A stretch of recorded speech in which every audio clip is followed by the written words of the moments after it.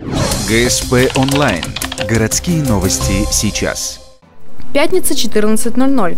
Промышленно-экономический лесной колледж. Конкурс «Мисс Индустриальный институт 2015».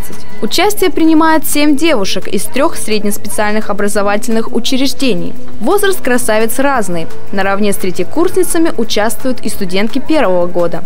Все девушки выступают впервые, и у каждой есть шансы на победу. Девчонки все ровненько идут, и мы сами теряемся в загадках, кто у нас сегодня победит. Потому что, в общем-то, девочки все талантливые, они все организованы очень хорошо, то есть пришли активные девчонки. И хочется на них смотреть и угадывать, кто же все-таки победит. Мы сами не знаем.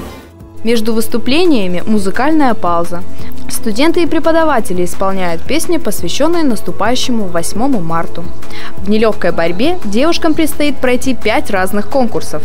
Есть и традиционное дефиле, и довольно экзотическое моделирование одежды из необычных материалов. Победительницей стала Елизавета Заманова. Она получила право участвовать в конкурсе «Мисс УГТУ 2015».